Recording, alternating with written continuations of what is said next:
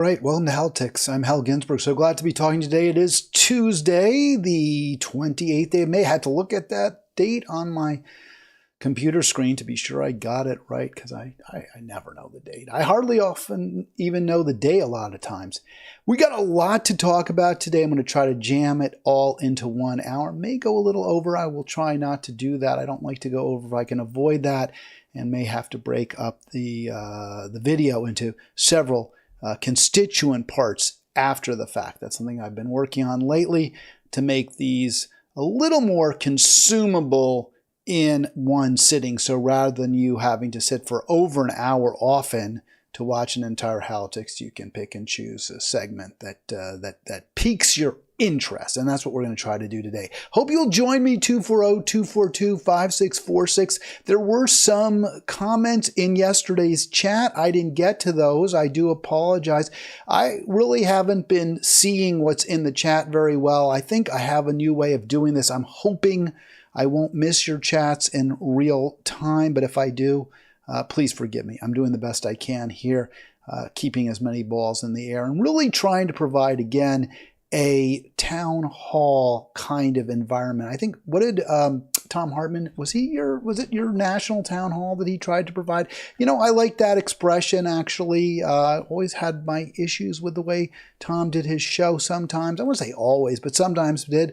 But I do think that's what we're trying to do here, is foster a community sense where we come together to address the very, very serious problems that we're facing locally, regionally, nationally, and internationally. And we're going to do that today.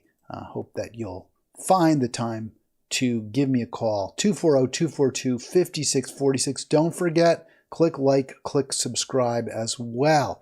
As I have been doing regularly on Halitics, I have been focusing on those who are most in danger, those who are victims of American imperialism, the violence, the unjust actions, the atrocities committed by our closest allies, and that in this case is clearly what Israel is doing in Gaza that deserves, I think, our first and primary focus, at least when I'm doing Halitics. It won't be the entire show whatsoever. I actually promoted this as a conversation about the Democratic nominee for governor, Angela Alsobrooks. She's leading the polls right now, which I think comes as a surprise to many, including me. She had been behind both Trone and former Governor Larry Hogan, but the latest poll from The Hill has her leading, at least the latest one that I've seen,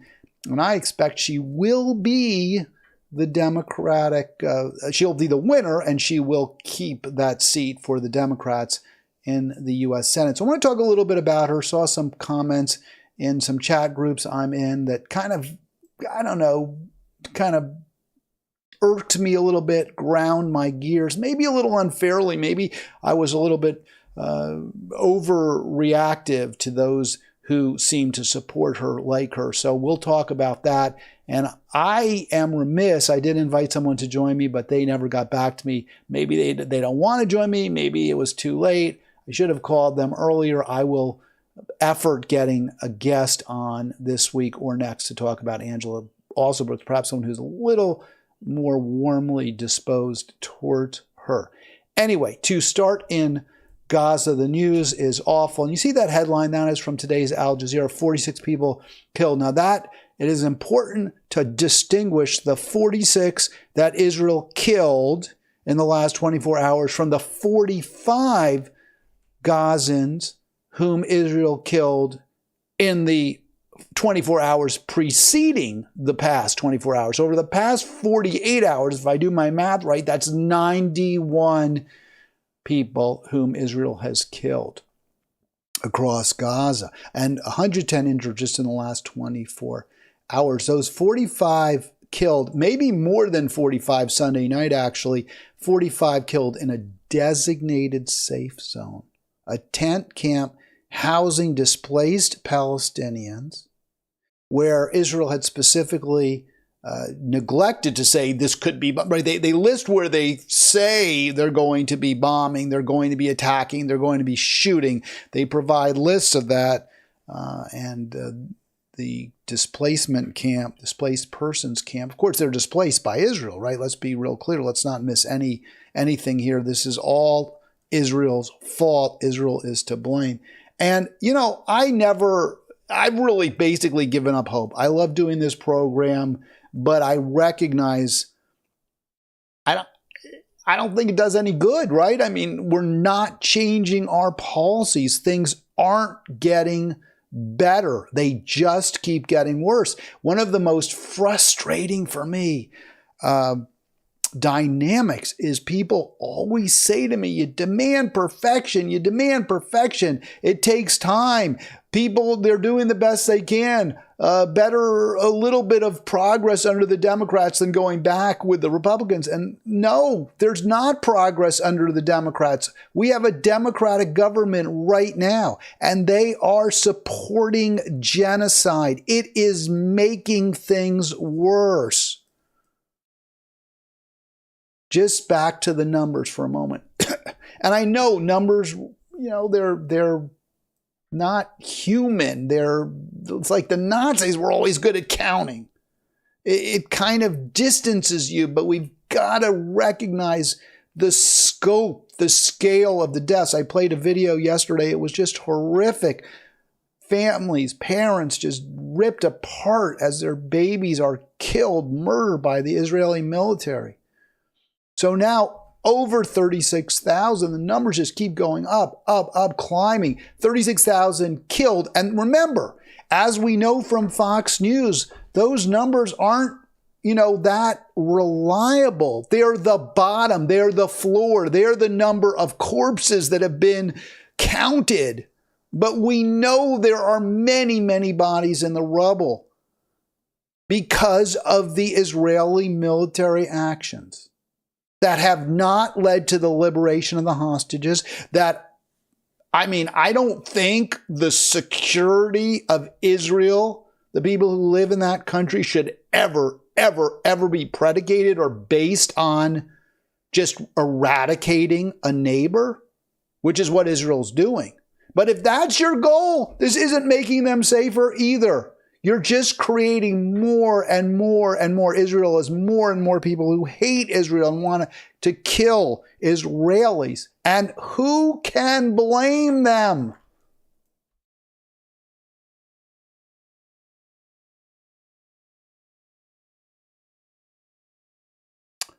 Over 107,000 plus killed and wounded, as we know, right? Those are the bottom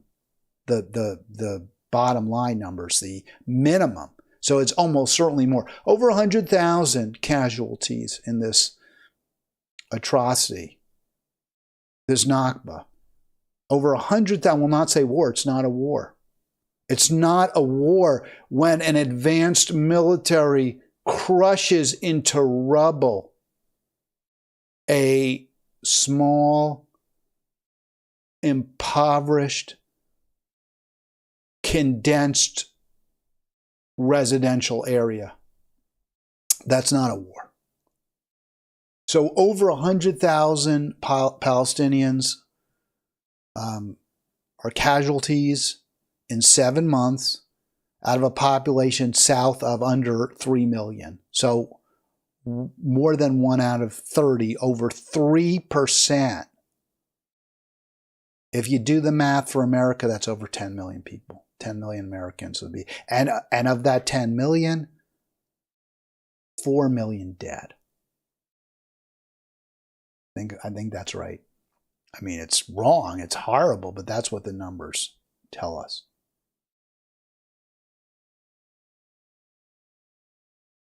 Our government is not in the right. It is completely, wholly in the wrong. And we are complicit as a nation. We are looking at a president who, I guess you could say, right? I mean, this is where we are.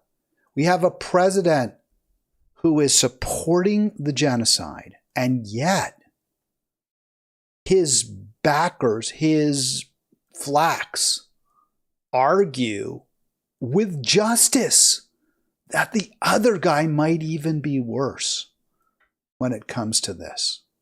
The other guy who has been, I know he said at one point, hey, people, people see all those bombs going off, you got to stop it.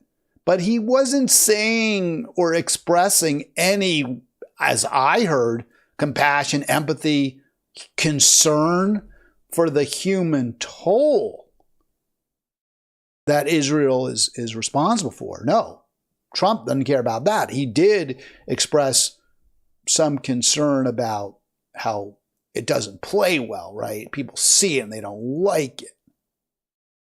So the Jewish Daily Insider is where I go often to get kind of the sense of where the pro-Israel, the Zionists are.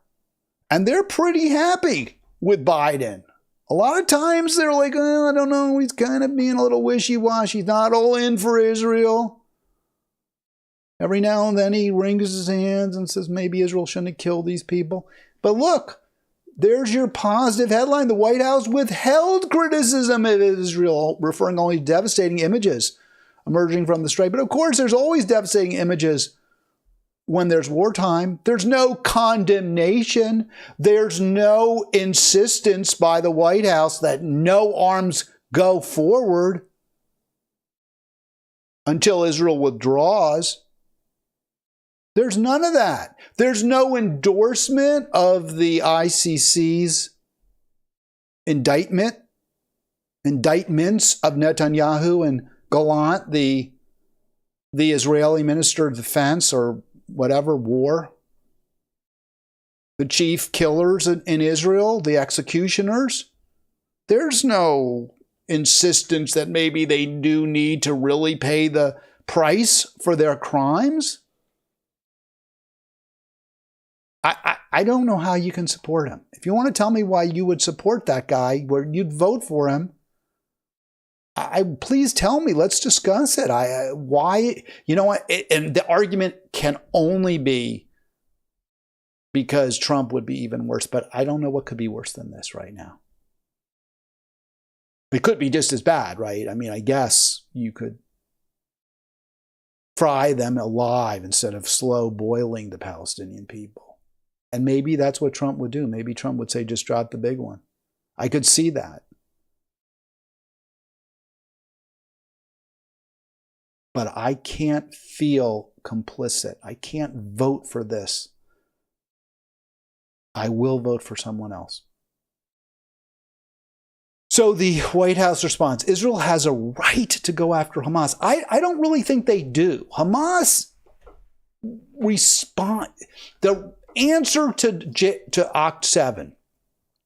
The answer to Oct 7 is we're taking our boot off the throat of the Palestinian people. We recognize that by keeping you in chains, you will react. And innocent people like those on October 7 will be victims. We don't want this to happen again. How do we stop this? And the answer is you have one free country from the river to the sea. That's free for all who live there, all have economic security, all have political rights. You talk about right to return. Yes, the Palestinians will be returning to one country. You're going to have to work out some kind of land transfers and all that. And there's got to be some measure of economic guarantees to the Palestinian people. But yeah, that's what has to happen. That is what has to happen. And if you said, well, Hal, what about in the United States? We took all that land from the Native Americans who lived here, the American Indian tribes. What about them? And my answer is, yeah, we've got to figure out a way to make sure they get true economic security, economic justice as well. And it'd be tough because they didn't have land ownership. They didn't occupy land as individuals. They occupied it as tribes. So that's really, really tough. And I'm not certain how we do it, but certainly we guarantee all have enough healthcare, education, secure, safe place to live. It's really not that complicated.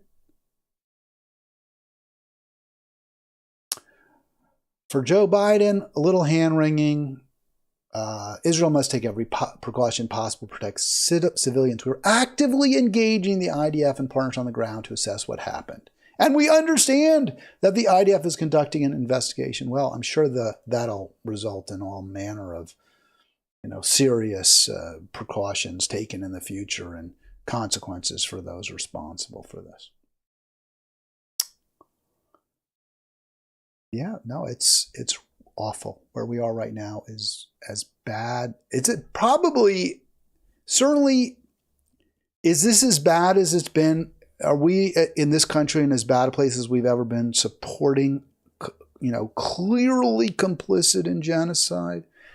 You could argue, I was alive in the late 60s and early 70s. We were committing a genocide against the Cambodian people, right? 3 million dead there. I don't know, was the intent to just depopulate that country? Probably close to it. That was a really, really, really bad time. This is there. We're there. All right, 240-283-7262. And having my little pop-up has worked wonders. I do see a comment from GGG, Guns, Games, Guitars. We investigated the IDF and found they did nothing wrong. Signed, the IDF. Exactly. There's your full-scale investigation. Thank you, Joe Biden.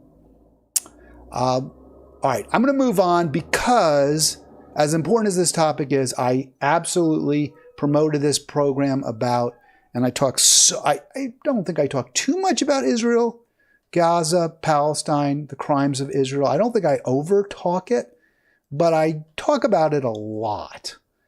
I wanted to get into this. So there's the actual thumbnail for today's program. Should Maryland progressives, wow, I thought I got rid of all those S's, but there was one I didn't. So it's progressives, not progressives. I'll get rid of that. Should we in Maryland be hopeful about Angela Alsobrooks being the Democratic nominee and potentially winning? And I'm really skeptical, right? And full disclosure, I voted for David Trone. I wasn't happy about it. I don't like David Trone, but there were some aspects of Alsobrooks' record that really, really upset me, really troubled me. We'll get into those. A couple of them I'll just say real quick in terms of why I supported Trone. He did come out very mealy-mouthed, but he wasn't 100% for Israel. He did break a little bit with Ben Cardin. And so did Alsobrooks. They were about the same, so there was no real difference there. But she has not been stellar on that issue at all. So that was one. But also, Trone did get the endorsement of the teachers union in Maryland. And my understanding is he really gave a nice presentation there and really showed some solidarity with the labor movement. And then Alsobrooks did not have the backing of the progressives in her county. So younger progressives, mostly African-American, for whatever that's worth, did not back her in Prince George's County. They backed Trone.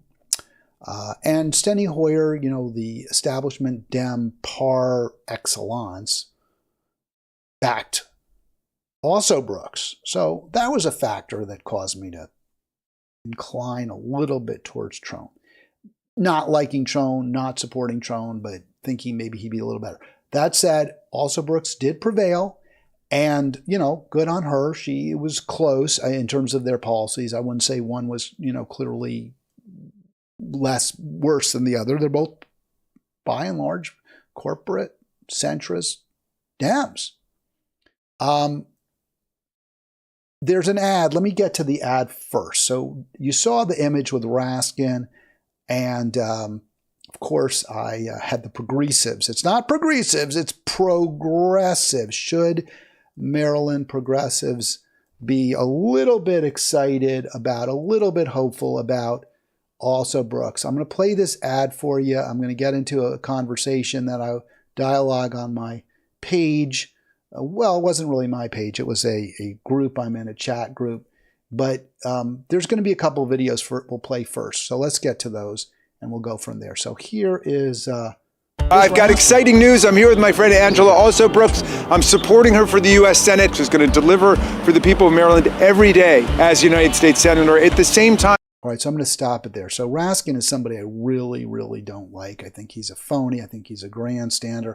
His endorsement of Alsobrooks did nothing for me in terms of supporting her. In fact, it was probably another factor that caused me to lean slowly, all the tiniest bit towards Trone. But I wanted to hear the ad. Would there be any substance? This just came out. So I wanted to hear this full ad.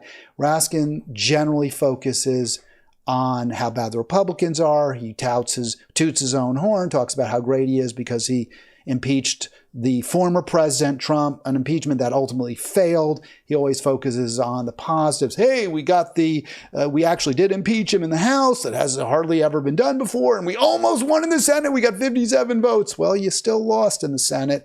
And the guy that you impeached appears likely to be reelected. So I don't know that you deserve or you should be taking any victory laps, Raskin, for that. What I want to see you do, and what you'll never do, is talk about policy, the policy that the Democratic Party isn't pursuing, should be pursuing, what you'll do to make things a little better. So I listened to this ad, I watched this ad, I wanted to see if there would be any policy conversation. I didn't have much hope. Let's see if I was wrong. That she's going to be defending democracy and freedom again. So there you go. The first thing, defending democracy and freedom, just, kind of platitudes, not meaningful. And of course, he immediately pivots to Trump. Now, it's a professional ad. It was done by, campaign consultants. This is what they chose. Now, obviously, if Raskin wanted to go in a different direction, he could have. He chose to make this ad all about Donald Trump. Against Donald Trump and the MAGA right. If Larry Hogan were to go to the Senate, he would be another brick in the wall for Donald Trump. All right, so again, the whole point here is not to debate policy, not to be substantive in terms of what are the meaningful differences between Alsobrooks and Hogan on policy. How would she vote differently? On what issues would she be to the left of Hogan? What is she going to be trying to pass? Can she form a majority in the Senate that will pass bills that will make life better for Democrats? Not for Democrats, for people who live in the state, regardless of party. And of course, he doesn't go there. It's just, this sort of grainy picture of Hogan. He'll be a brick in Donald Trump's wall. All that said, he's not completely wrong. This is fair, right? I mean, Hogan is a Republican. And I know he didn't vote for Trump, but he's going to caucus with the Republicans. He's going to vote for McConnell to be the leader.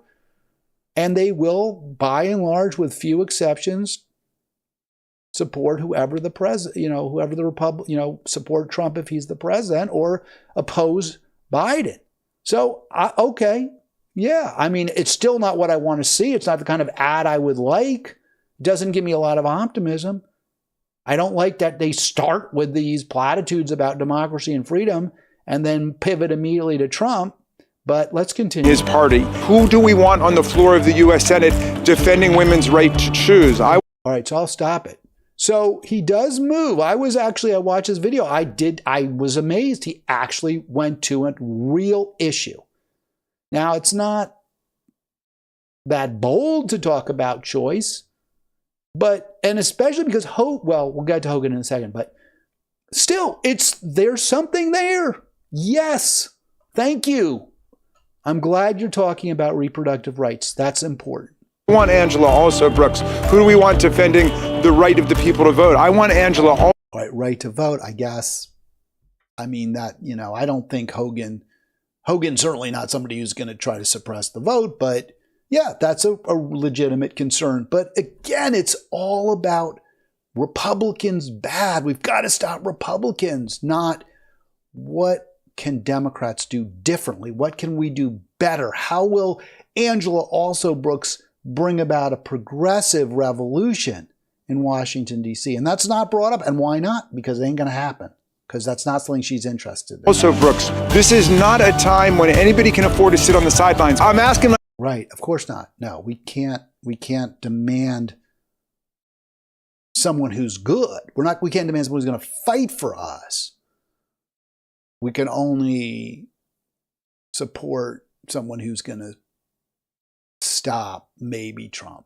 That's as good as it gets, folks. That's as good as your Democratic Party gets. My friends all over Maryland to join the campaign for Angela. He's so smiley. I don't know what he's so happy about, but guys, guess he's a Congress member. I guess that's good enough. Alsobrooks for U.S. Senate. She's going to be a great U.S. Senator. Thank you so much to Congressman Raskin for his tremendous leadership. He represents so beautifully the principles not only of democracy, but of integrity, decency, dignity, equality, all of the things that our country really stands for. And so I want to thank you so much. All right, so just a lot of platitudes, nothing meaningful, no policy promises whatsoever.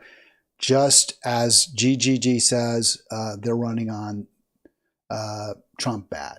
And is that good enough for you? I would say at this time of genocide, I would say at this time of ecocide, ecological collapse, it isn't.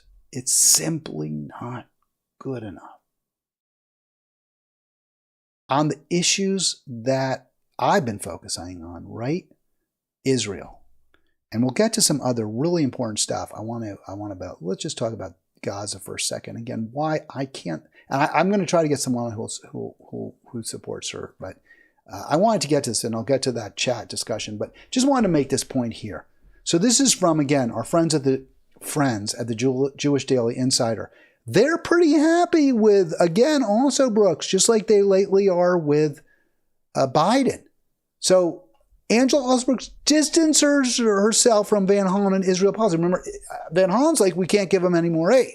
Van Hollen wants to hold off any more support, at least offensive. That's what he said. Now, of course, he voted for the package, the billions and billions and billions of dollar package to go to Israel and Ukraine as defense. Okay, we needed to keep the war going in Ukraine, so I had to hold my nose and also vote for genocide in Gaza. That was Van Hollen's defense. Hell of a defense. I'm not buying it. But Alsobrooks say, no, even Van Hollen, he's too far to the left. That corporate dem par excellence, the partner from Aaron Fox law firm, corporate law firm, he's too far to the left. He's extreme. He's as she says, anti almost everything and more interested in talking about problems than fixing them. So, if there's a problem, it's that Israel is committing genocide against the Palestinian people. And this has been going on for decades. And now it's really, the fangs are out. No more fist in a glove. It's just mailed now. There's the spikes on it. So it's not about discussing problems. Solving them means we stop giving Israel aid. And that is apparently the extreme position in the Democratic Party, because maybe there's like one or two representatives, I think Rashida Tlaib and maybe Ilhan Omar are the only ones who actually are really prepared to say no to Israel. Maybe AOC. I just, it just isn't enough. It's not even close. All right, let me get to this.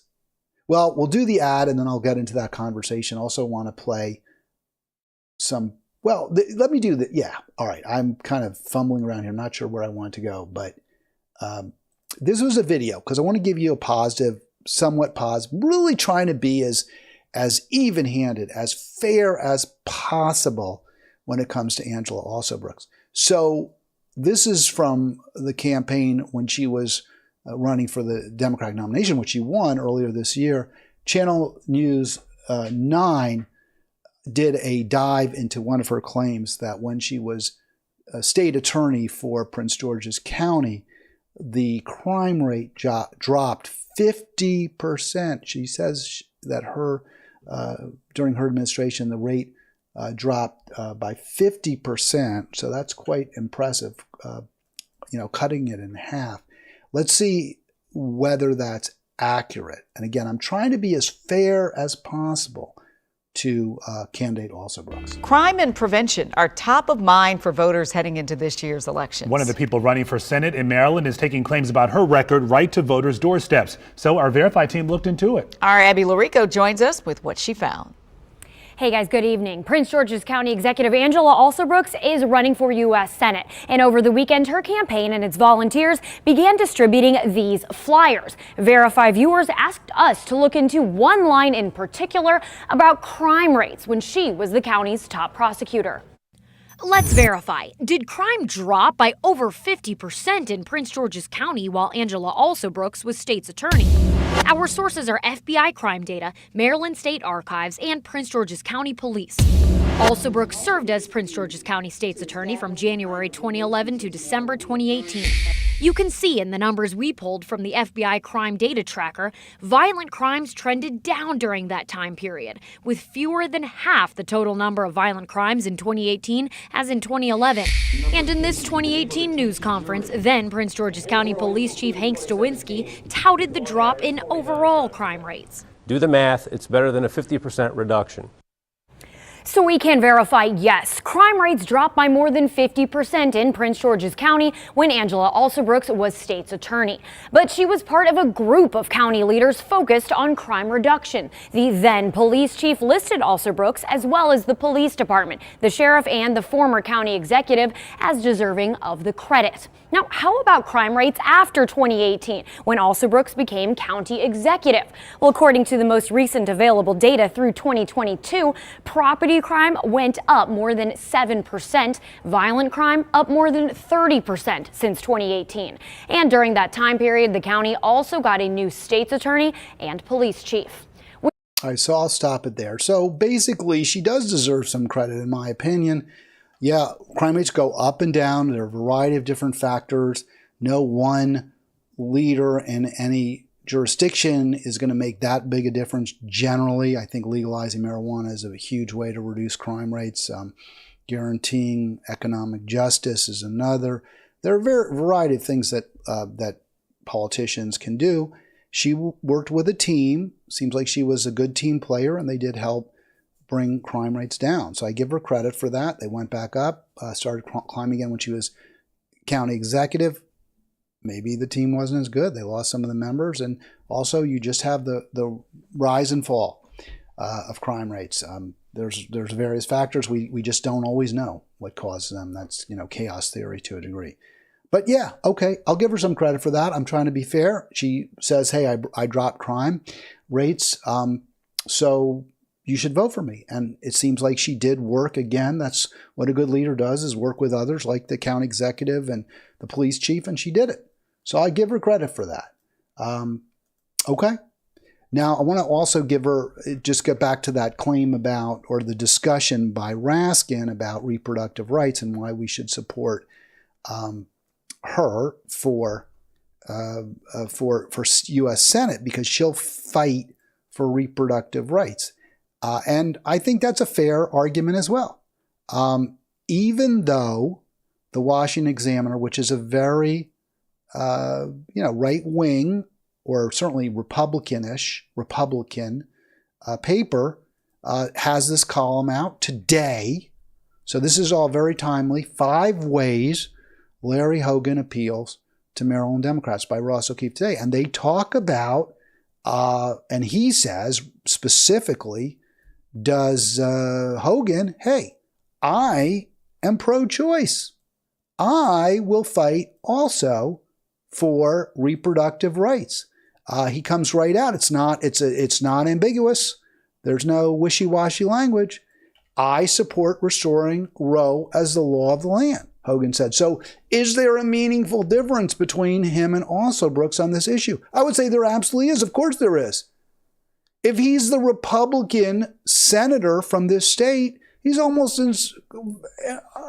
certainly going to vote yes for any Trump justice. I would be amazed if he didn't.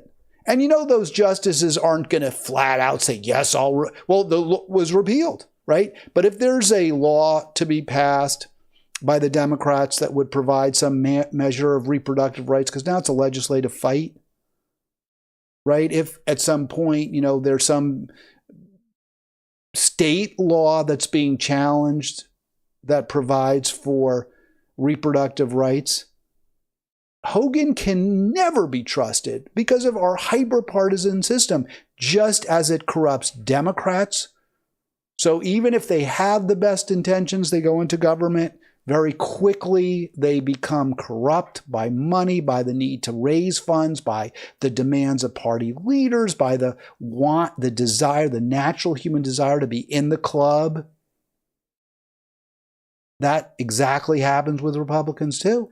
You start being too critical of Mitch McConnell, the president, if it's Trump, the president's justices, what have you, you're going to be, you know, persona non grata. So yes, reproductive rights are more likely to either be restored or at least be protected to the extent we still have them in this country, I believe, if Angela Alsobrooks is elected senator from the state of Maryland. That said, you know, there's a lot of other issues that are important. And when it comes to Israel-Palestine, no, she's no good there. A big issue, and this is really what the whole conversation came down to in that thread that I've been referring to, was Medicare for all. She has never been a supporter of Medicare for all.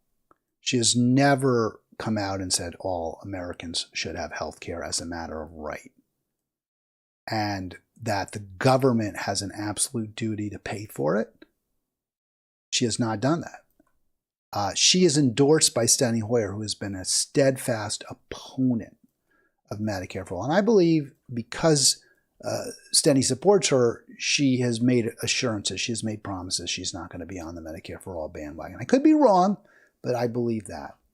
But in the chat, we saw this. So she was asked, would she please support Medicare for all? And she didn't say yes. She said, well, some people like their insurance. Well, to me, that's a no. No, I'm not, right? That's not a yes. That's a no. It's not even a maybe, because a maybe would be, well, I'm going to look into it. I'm going to consider it. I haven't ruled it out. I wouldn't believe her. I would say, yes, I'm sure you've ruled it out, but at least that's a maybe. But she said, well, some people like their insurance. So the opinion lodges, I think she'll move to Medicare for all. And then it's going, I'm going to canvass for her. We'll canvass for her. Hogan territory and all hands are on deck. So again, it's not Trump. We got to vote against Trump argument wins. This progressive is saying, and I know the person, they are progressive. They really, really, really are. This progressive is going to support Alsobrooks, notwithstanding the fact she's not for Medicare for all. She didn't say she's for Medicare for all. There's some other issues that are very, very problematic. We'll get to those in a moment. I am not a supporter of Angela Alsobrooks. I'll tell you the other thing I don't like. I don't like using terms like white privilege, and I'll get into that a little bit further. But I don't know how that advances the cause.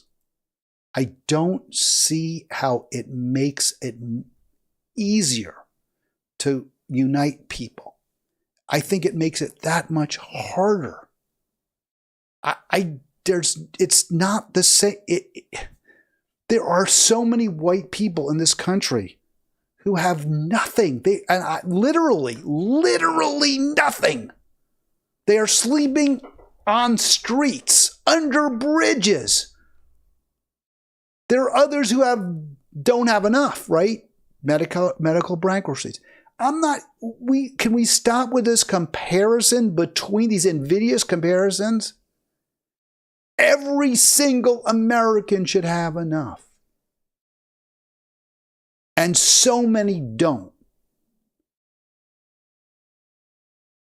What is it? When you say white privilege, what are you saying that a white homeless veteran, I use the term veteran because That's somebody who served our nation, maybe PTSD, some type of other trauma, some type of other problems that they suffer.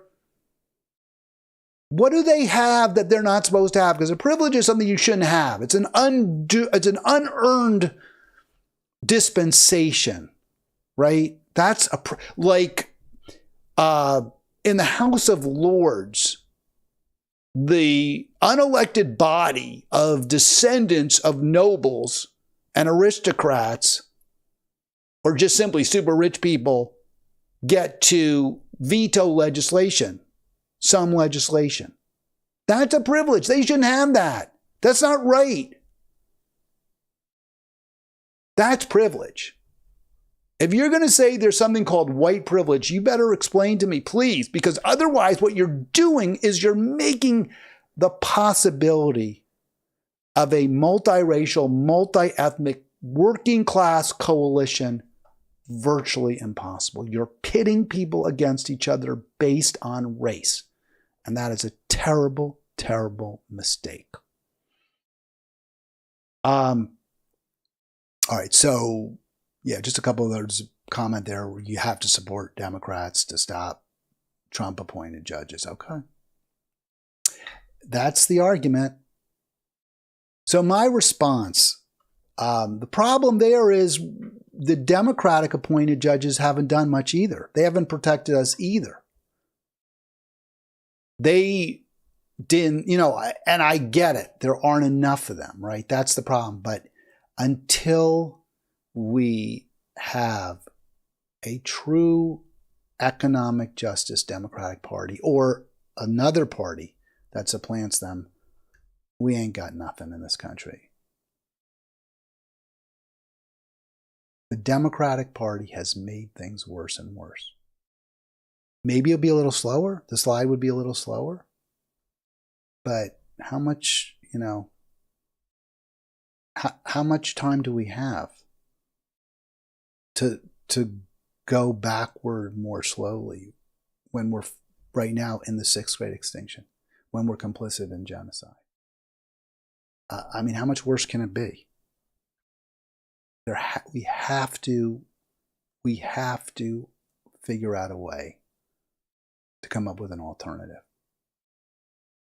So my response, maybe a little snarky, to the supporter of Alsobrooks, it's full of error to place any hope or optimism in an establishment-backed Democratic candidate. She'll say what she thinks she needs to say to get elected, much like how Biden halted for about a week arms shipments to Israel before he quietly resumed them. She'll do whatever the corporate elites in the party want her to do. And that's why Steny Hoyer endorsed her. And I really get it. I get people want so badly to believe they're Democrats who care about you. It's just human nature. But the bottom line is you're on your own. All right, 240-283-7262. Got some comments in the chat. Great to see. Would love to talk to you if you get a chance. 240-283-7262. And then I'm going to just move on real quick to, I think it's time for me to get to one more topic here. I got about 15 more minutes. I played that video. Let's not leave Alsobrooks yet. So this story, this is one of the big reasons I can't support her. And, I have been, and some people would say, well, Hal, you just have the Jones about gambling. You just, for whatever reason, you can't stand casinos. I can't stand them because they're bankrupting our people. They take advantage of people who have an addiction. They destroy gambling. Casinos destroy families. They are, it's interesting that under Alsobrooks, crime dropped in Prince George's County because she supports casino gambling. And casino gambling is closely associated with higher crime rates, not lower. Casino gambling is associated with higher,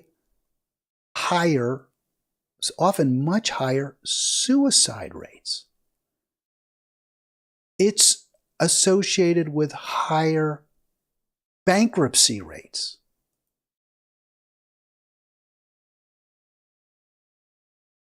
2021, county executive wants MGM license to operate a sports book. She wants it approved. It's such bad policy. It's so wrong-headed. It's so misguided. I get people like to gamble. I understand that. But casino gambling, this is the worst form. Have some kind of, and you know, there are alternatives, low stakes, private games, very low stakes, right? Some type of format where almost all the money is returned. People get a few options. The worst possible way to have gambling is in these casinos. Angela Alsobrooks, we support it. So I do find it ironic that a supposedly relatively tough on, not tough on crime, I won't say that, but a prosecutor who oversaw a significant reduction in crime rates in her county supported, when she, as chief county executive, a policy that almost certainly is leading to, and we saw that crime rates have been rising in Prince George's County. Well, maybe this is a big reason why. I can't really give her too much. Well, let me just say this. We're trying to be as fair as possible here, right? So Alsobrooks claims to be for reproductive rights. By the way, I have a comment here that says reproductive rights is not the same as being pro-choice. And that's true. I think if you're really for reproductive rights, you're much more about guaranteeing, that there's available contraceptives. You teach kids about how to prevent pregnancies, STDs. There's a lot teaching, sex education. So I agree with that. Being pro Roe v. Wade isn't nearly enough. But I'm sure under those circumstances, if you want to say that, I can't believe Alsobrooks wouldn't be a little less bad than Trone. Trone is really bad on gambling too. They're both awful. There's no one better than the other. And then we'll move on. I got a call. I'll take it. So there you go. Ravens v. Washington in the Super Bowl back in. No, they weren't. What was I? Wait a sec. There was no Super Bowl. That was. I guess it was some. Crazy. They were never. What? The Washington Football Club has been awful for 10 years or more. But yes, the governor in Maryland did very happily extol the value of casino gambling. So they're both terrible. They're both terrible on that issue. I'm not going to vote for him either. All right, let's get to my caller. I got you on the air, caller. Who is this? I'm actually, I'm GGG from your comments. I just thought I would call and chat with you for a minute. Great to hear from you, GGG, and I don't recognize your voice, so I'd like to hear from a new caller. Thanks for checking in. What did you want to chime in on? Well, it was we went back and forth for a minute in between stories you were looking at about, Democrats and the attitude being the Democratic Party and the attitude being like Trump bad, and that's good enough to sell an election. And, maybe that would have worked 2 years ago when Ukraine was kind of our biggest problem geopolitically. At least that was in the immediate public eye. That was the thing that everyone was paying attention to. But in the wake of Gaza, where, I and a lot of other people consider, every single one of those deaths to basically be on Joe Biden's hands, not only is it laughable that the best they can come up with is Trump bad, but they're still going to lose to a guy who has 90 plus indictments, to a guy who was impeached multiple times in his first term. He's going to lose to that because they can't come up with anything better than this. And so the only way at this point that they could even salvage Joe Biden as a candidate is if they recontextualize this whole race as a way bigger, way more progressive legislative agenda. And then they can go, guys, we know he sucks, but you got to plug your nose because look at all this great stuff we have on the way, but none of it happens if we don't get our guy back into office. And there's so much. Go ahead. I'm sorry. Finish off. I was just saying. In my opinion, and if you ask me to vote today, I'm voting for Jill Stein. I cannot rubber stamp my name next to Joe Biden. I don't know if there's anything he could do at this moment that would change my mind about that. I'm bitter, and I feel horrible every day that this guy is supposed to represent me and my tax dollars on the world stage. But if they want to win back progressive votes, all they have to do is make a vaguely progressive agenda and stand by it for a little while. And the fact that they're so unwilling to do even that kind of leads me and a lot of people to think, is Biden really the lesser of these two evils? By how much? I mean, that's a really good point, because I look at also Biden's pro-Ukraine war policy, and I think there's an area where I actually prefer Trump's position, which is we need to make peace with Russia. I'm not sure if that's where you are because you mentioned Ukraine earlier. But where I wanted to go with what you were saying, a couple things. You see, and I don't know if you seen my program much, GGG, but I'm very, very much into I don't know what the right word is, but I'm a contrarian. That's it. I'm a contrarian. So One thing, and I'm planning to vote for Stein also, for sure. But one thing that gives me pause is one of the comments in chat from PT, who always argues with me on this stuff. And his view is, what about the Supreme Court? What about the Supreme Court? And it's an argument. I mean, I can't say that's not a legitimate argument. We did see, because of repeated in elections of Republicans, and I don't think Trump's Supreme Court justices are so awful. They're not as bad as, say, W's were, or the two worst justices on the court. Neither one, in my opinion, were appointed by Trump. But still, he did appoint 3 Republicans, and they were part of the Roe v. Wade repeal majority. So what about that argument? How do you respond to that? Well, I may be naive. I'm not an expert on these things, but it's my understanding that let me tie this just a little bit more to the Gaza thing, and then I'll drop that for now. But Joe Biden is the only, the president of the United States is the only seat of power currently where there is precedent already set for the president literally calling whoever the current prime minister of Israel is on the phone and saying, knock it off, or we'll stop funding you. We did it when Ronald Reagan, who I think was a terrible president, picked up the phone and called the then prime minister and said, if you don't stop bombing Lebanon, the money stops rolling in. And they did it.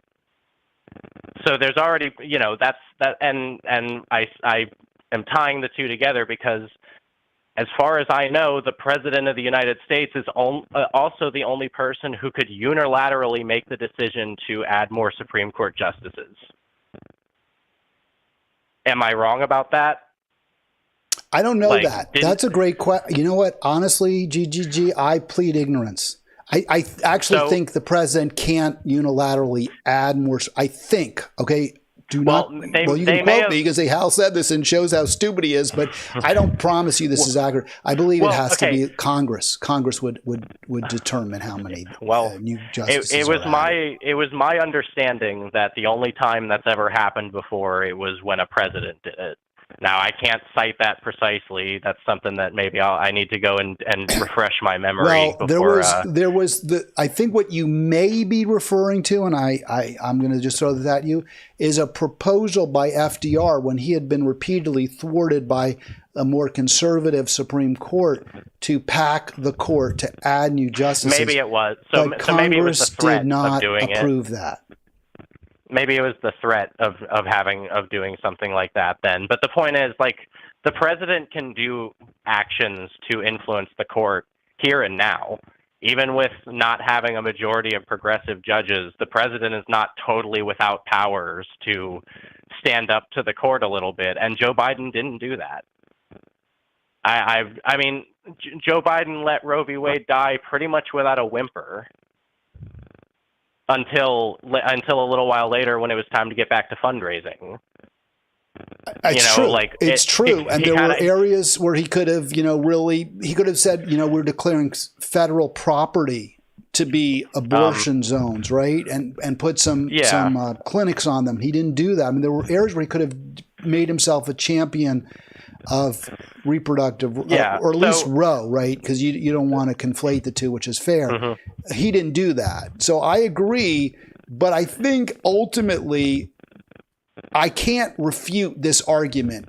When Democrats are in the White House, we tend to get less bad justices. I agree. That is a good argument. It's just not enough for me at this point. Yeah. It's just not enough.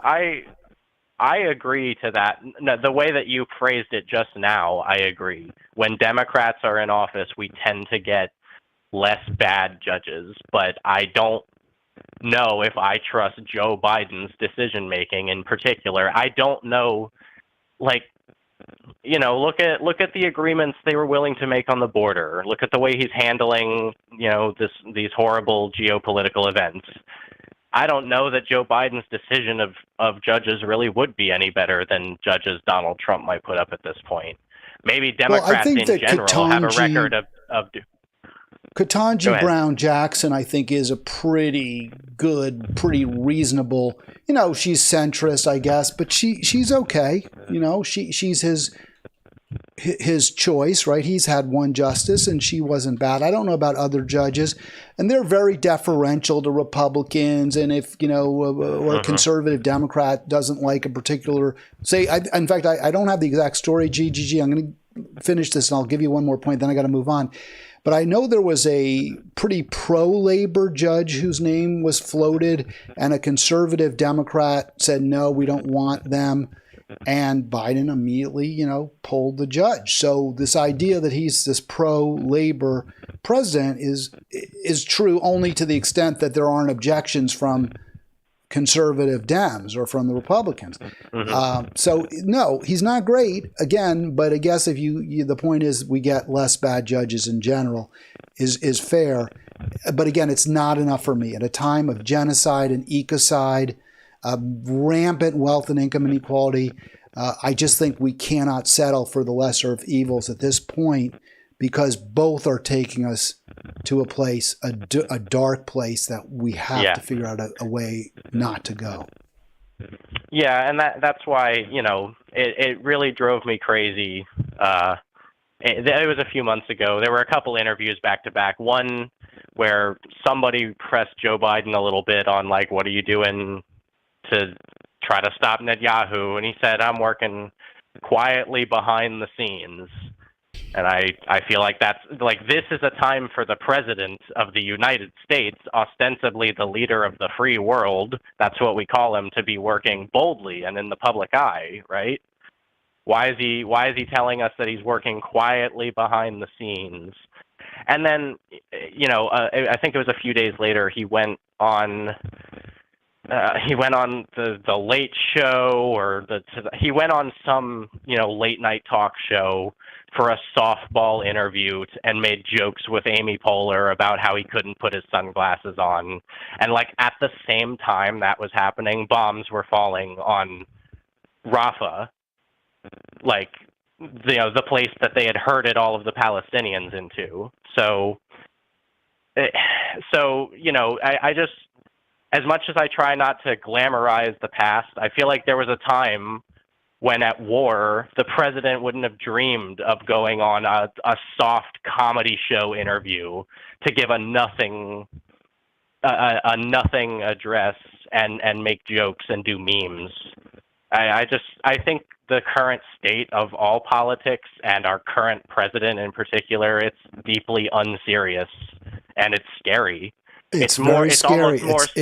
It's true, and I don't like to come on and be pessimistic, but you gotta. It's like I said in a comment. I didn't put it here, but look, I understand we want to believe we have friends in high places, but we also probably want to believe we don't have cancer, or it's not. The body politic isn't suffering from a metastasizing tumor. But you gotta, at some point you gotta smell the coffee and wake up, because otherwise we can't solve it. We can't cure a disease we don't accept that we have, and we most certainly do have it. Well, hey, thanks for having me on. I don't want to hijack your show for too much longer. No, it's awesome to have you, I'll GGG. Great to have him on. I'm going to let him go. Really great to hear from a new caller. I tell you, that was awesome. And I'm hoping, this continues. It snowballs.